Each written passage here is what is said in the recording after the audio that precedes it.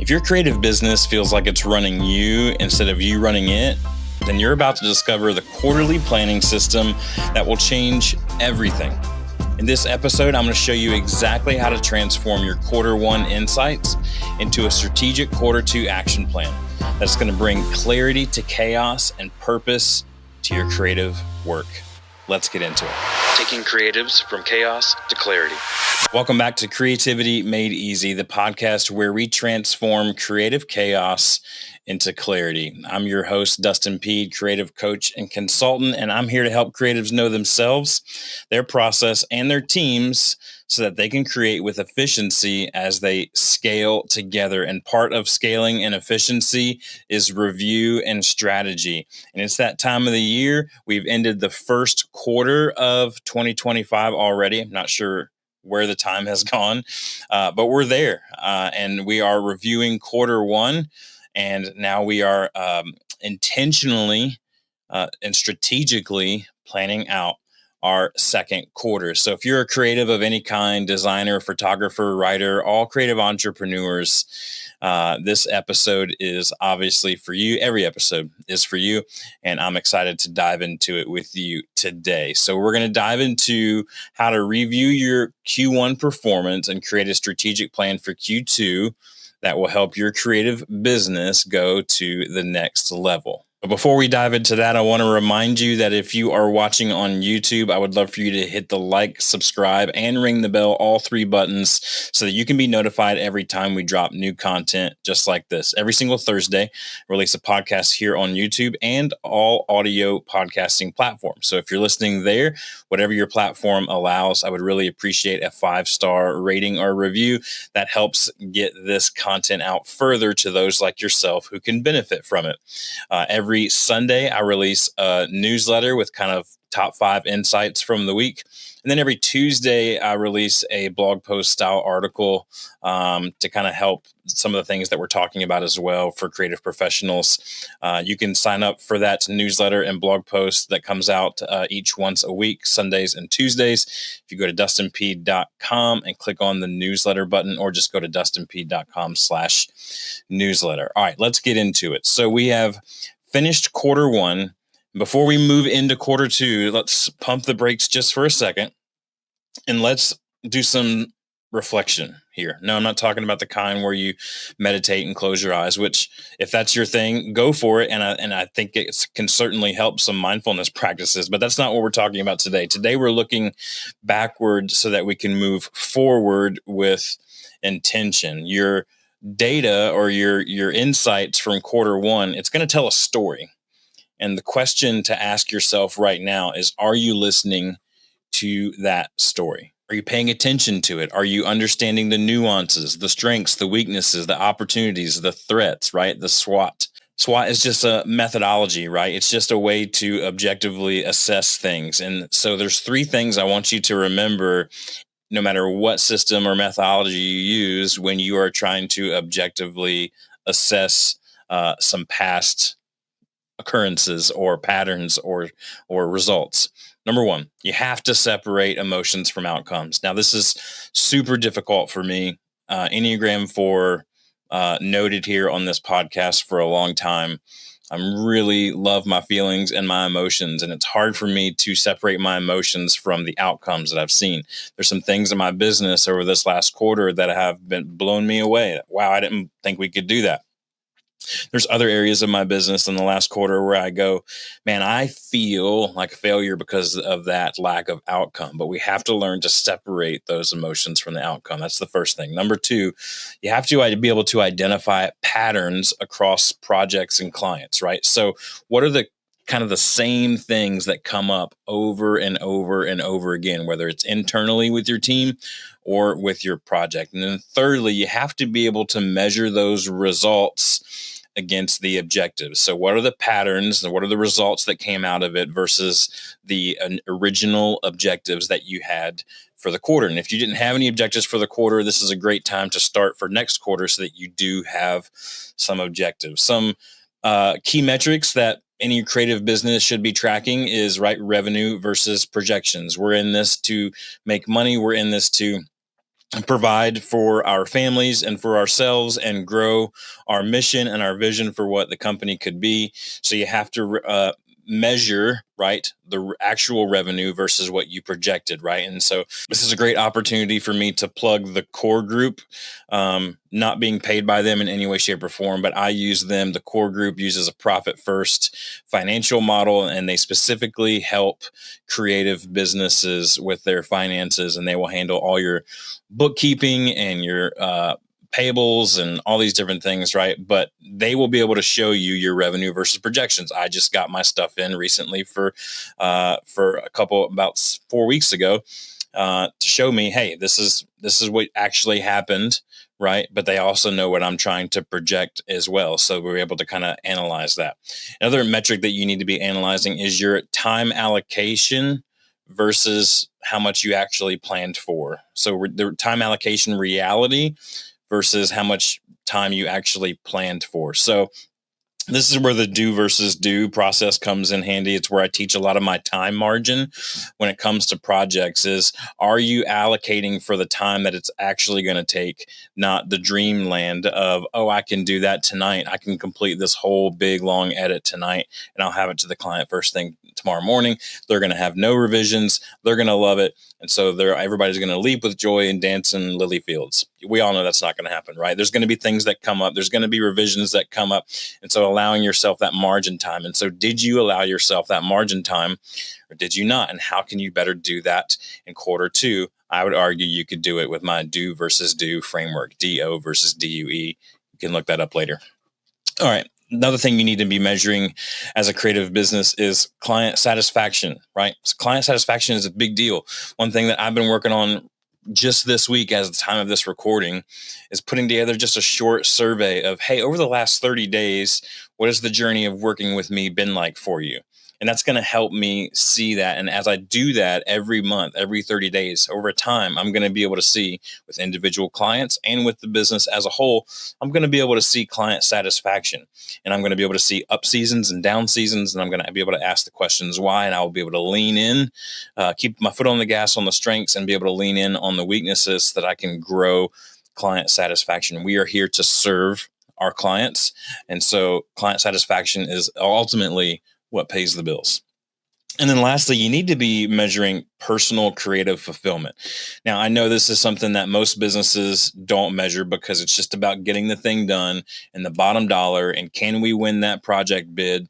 But listen, if you're not personally fulfilled in the creativity in your creative business, all the other projections and all the other metrics don't matter. And so you need to find the space for you that really fulfills you creatively and sit there as much as possible. Now, if you're an owner, understand there's other things that come along with this, or maybe you're a mid-level manager, or maybe you're at the bottom and you don't get to choose what you want to do. But at the end of the day, if your personal creative fulfillment isn't a part of a metric that you're measuring, then you're going to be miserable and your business is going to suffer for it. All right, so we talked about what we need to be measuring when we look back at our previous quarter, whether it's Q1 or whatever quarter you find yourself in right now. Looking back at the previous quarter, we understand that your previous quarter achievements, they're not just metrics. What they actually are is evidence of your systems either working or not working. And when something succeeds, you need to document that process. Yes, you need to celebrate it when something succeeds, but you need to document the process because you're like, hey, that really worked. Why did that really work? Let's document it so that we can do it again and again for not only the same client, but for all the rest of our clients, right? The most valuable lessons don't come from what went right always either.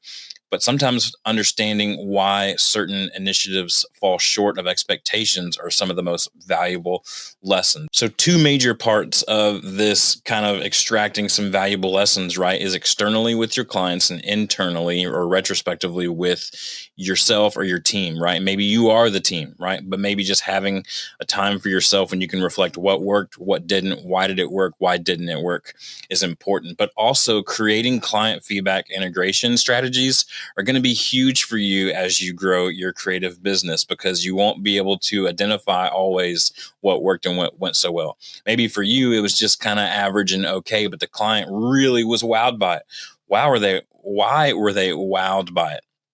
Was there something, was there a part of the process that took it to the next level for them? And if so, maybe that's an indicator for other clients as well. I was recently sitting in a potential client meeting and I was sharing some things that I thought were extremely kind of average, mundane, like, yeah, everybody knows this, right?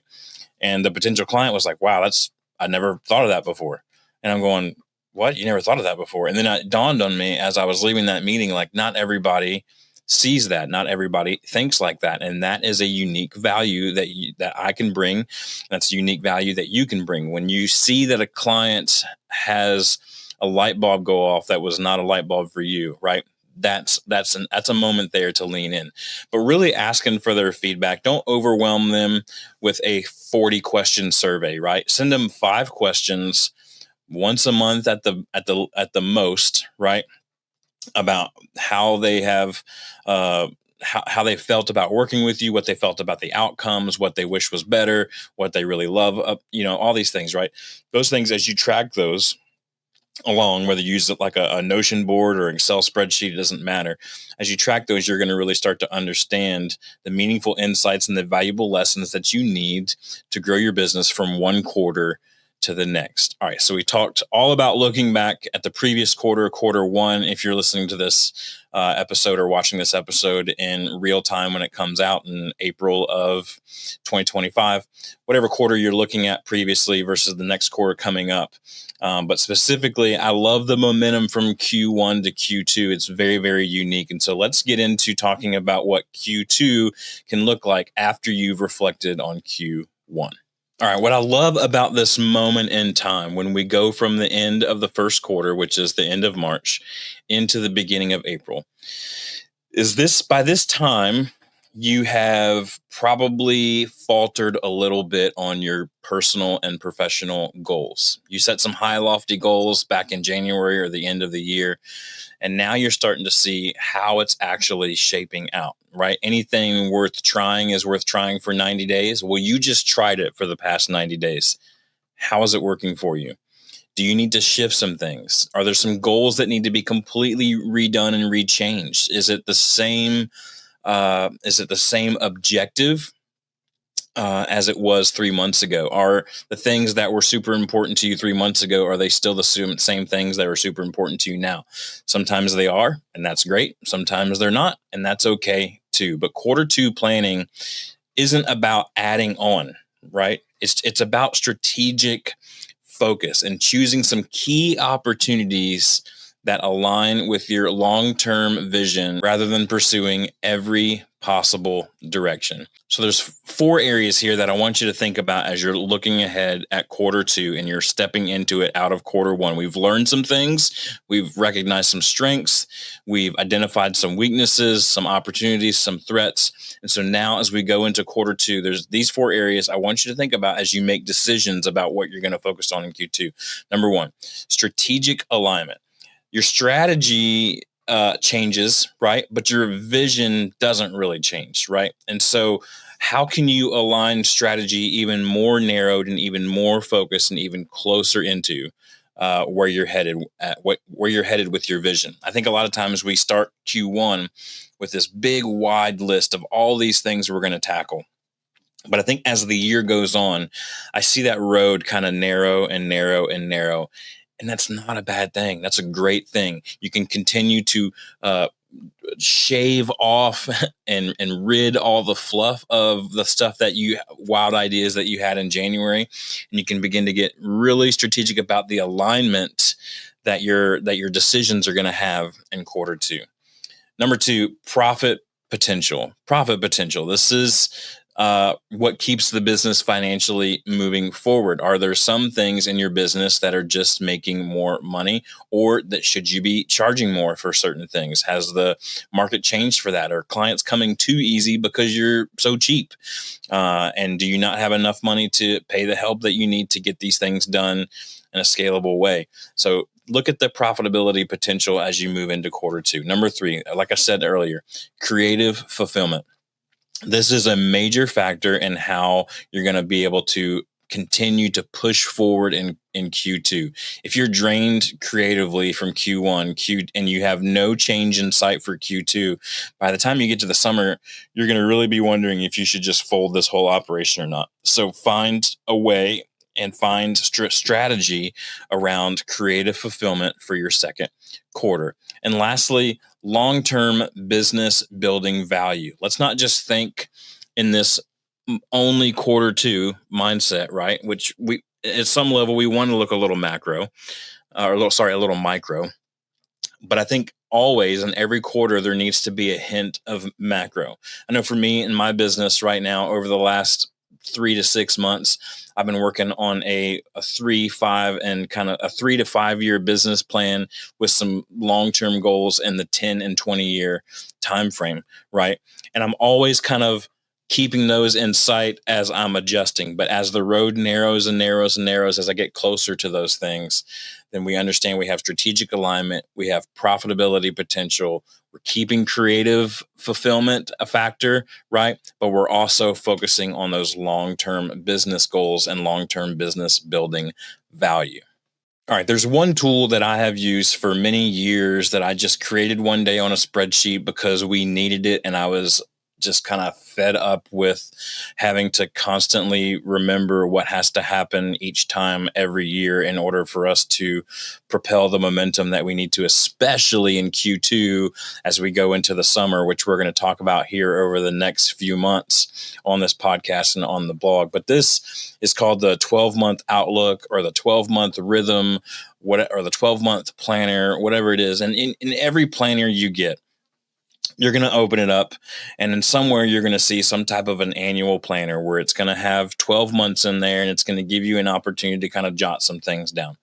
On my 12-month outlook, I pair it with the 4D creative process, which quickly, if you don't know what that is, it's a creative process that walks you from very beginning of identifying the problem all the way through delivering the final results. So number one of the first D of the 4Ds is to define the problem, right? Every creativity is problem solving, nothing else. We got to define what it is that we're trying to do here.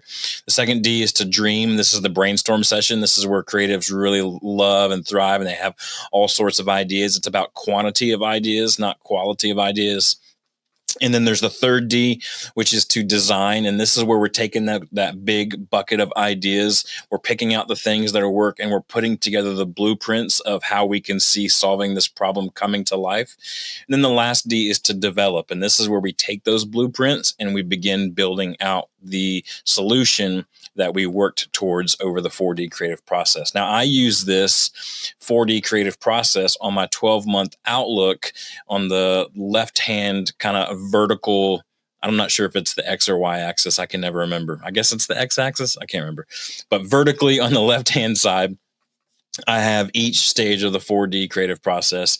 And then horizontally across the top, I have each month of the year. And so every single month of the year, there's an opportunity for me to be defining something, to be dreaming about something, project, to be designing projects and solutions, and for me to be developing those. And so every single month of the year, I'm always doing at least one, I'm always moving towards at least one direction on those creative process every single month of the year. And so you see that on the left versus the months across the top.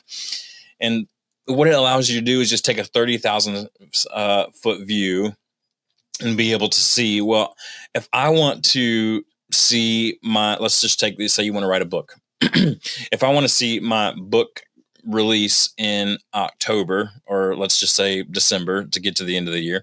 If I want my book to release in December, this is the same method I used to plan out how I wrote and released my first book last year, Growing Upward. Check it out on my website. It's a short memoir about mental health. If I want that book to come out in December, then I have to be developing it or writing it, right? Probably for a good 6 months. That takes me back to June. Now, the design phase of that would be really kind of narrowing down in my stuff and see how I'm working backwards, right? So if I need to start developing the last D in June, that means I probably need to be designing in kind of narrowing things down in mid-April or May. And then that probably means I'm going to brainstorm about what this book could be in February or so. And then January, I'm going to really kind of define the structure, say this is what I think the book needs to ultimately accomplish. And so as I'm walking through the year, by the time I get through December, I've walked through the entire 4D creative process using this 12-month outlook and staying on track. And I'm just looking at 1 month at a time. So when I come to May, I'm looking at all my projects that I'm defining, all the projects that I'm dreaming about, all the projects that I am designing, and all the projects that I or the team are developing. And having that strategically throughout the year will help make your quarters and your months, right? The weeks add up to months, and the months add up to quarters, and the quarters add up to years, right? And it comes, as you get older, it comes faster than you think. And so there are opportunities there for you to kind of put your milestones in along the way so that you can remain focused. So every month on my whiteboard, I've got the 4Ds written out. What am I defining this month? What am I dreaming about this month? What am I designing or creating blueprints for this month? And then lastly, what am I developing this month? And as I move across the timeline of the 12-month outlook, it moves along with me. And so as you're preparing for quarter two, maybe you're like, that'd have been great if I'd had that in quarter one. It's okay. You can start it now in quarter two. Not all things have to end in December. You could have some shorter term things that end in September, and you don't have to have a whole month for each D. It may only take you a week to really define it, or less. Might only take you a day to define it, right? Then you can spend 3 or 4 weeks dreaming it, and then you can spend a couple of weeks designing it and kind of laying out what it's going to be, and then you can spend the bulk of your time, right, actually doing the work and making the thing happen, which we know again is where the do versus do framework comes in. So you can grab your 12-month outlook sheet from dustinpeed.com/free. That's dustinpeed.com/free, and click on the 12-month outlook and start using that today as you plan through quarter two and beyond.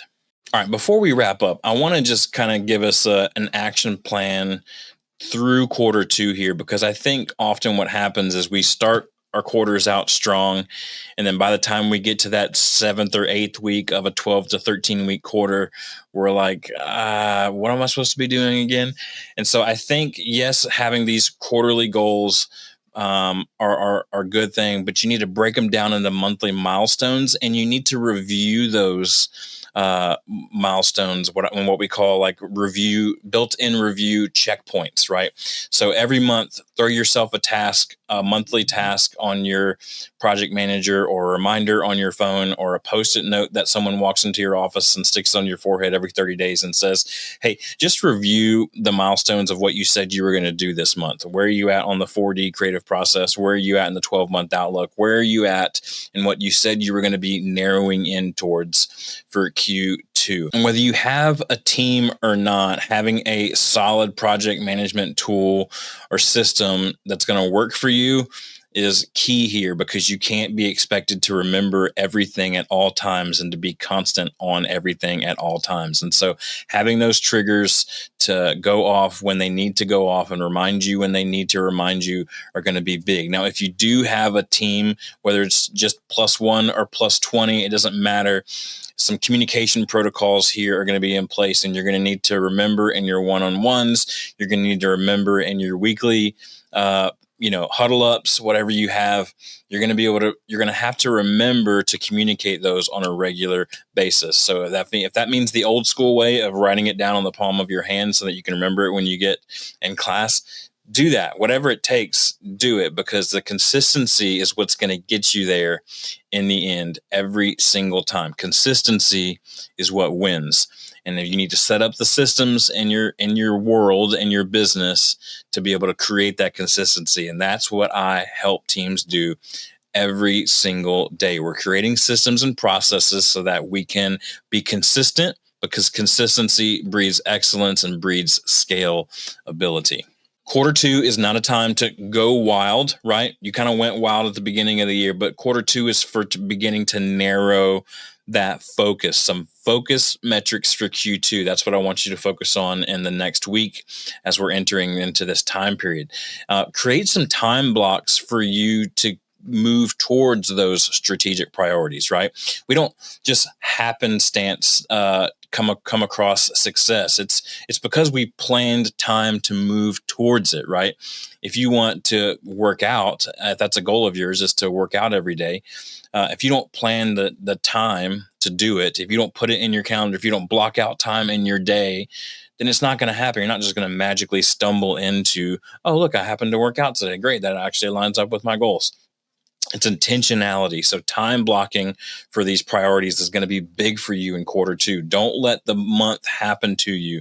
Don't let the quarter happen to you. You can take hold of it with time blocking to pursue your strategic priorities. All right. You have to say no to some things, and that's okay.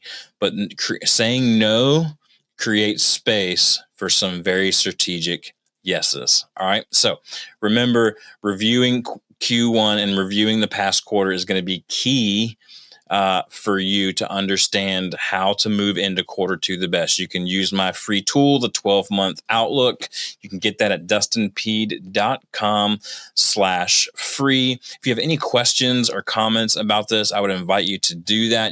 Reach out to me on social media at DustinPeed, P-E-A-D. You can email me, DP for Dustin Peed, at dustinpeed.com. You can find me anywhere online on my website as well. You can fill out a contact form or even schedule a call and we can talk about these things. But I want to thank y'all so much for joining me through this quarterly review time. Cannot wait to be back with you next week. We have a very special guest in next week's episode that I cannot wait to share with you. You're not going to want to miss it. We'll talk to you next time on Creativity Made Easy podcast.